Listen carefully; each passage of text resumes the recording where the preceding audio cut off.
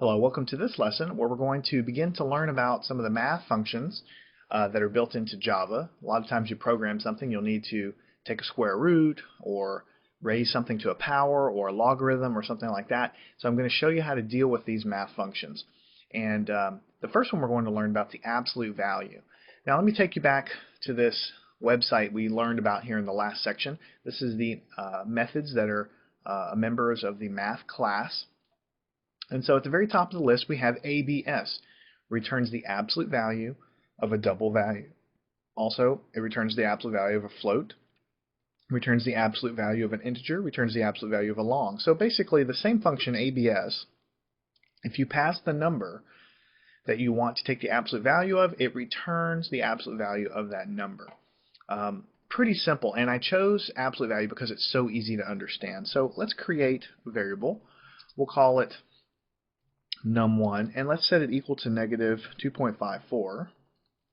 Alright, so that's our number, and let's create a variable called answer. We want to hold the answer of the absolute value. So let's say answer is equal to the absolute value of that number. Now typically you would think ABS is the function, so we would just put ABS and then we would pass it the value of number 1, and whatever this resolves to, the absolute value of this variable, which in this case is this number, we'll take the absolute value, we'll assign it over here.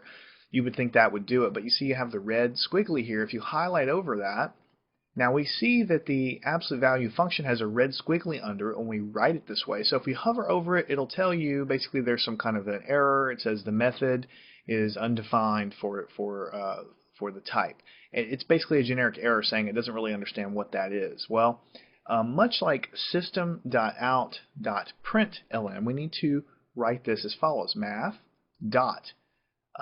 In fact, you can see a lot of these other things here, these other functions. We're going to get to a lot of them later. Whenever we put capital math dot, the ABS changes to underline, all the red goes away. It seems that all of the errors are basically disappeared there. So we think that that's correct, so we can hit save. And then we could go system.out.println like this. And then we can come over here and we can say quotation, the absolute value of, and I can put plus num1 like this. And I can put another space, is, and then over here I can put answer. So basically I'm putting the original number plus the answer, and if I hit run, the absolute value of negative 2.54 is positive 2.54, and that's exactly what you expect an absolute value to do. It just takes the sign. If there's a negative sign, it throws it away. If it's already positive, it just keeps the answer as being positive. So notice that whenever we use this function, we have to reference the class with a dot and then the method that's a member of that class. If we go back to this document here, we are in the math class. That's what we were basically looking at here, the math class, and then we come down here and we see all of the methods that are part of that. So when we access a method that's a member of a class, you use this dot notation, which is the same thing we've been doing for system.out.println, because the println method is a member of that parent class, just as this is a ABS function is a member of that class. Now there's many ways in which we can do that. Let me take this away. There's many ways in which you could do it. We could say something like, we could just do a system.out.println like that. We could say, in fact, we don't even have to put any text in there at all.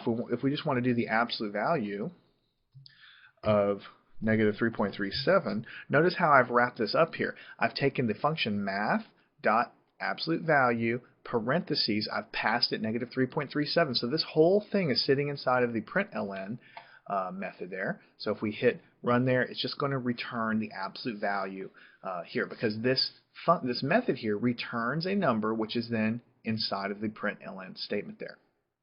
All right, now the entire thing works just fine. Also, we can take all this away here.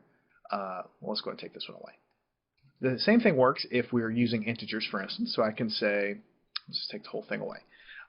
Integer, negative 9 let's do integer number, negative 9.97.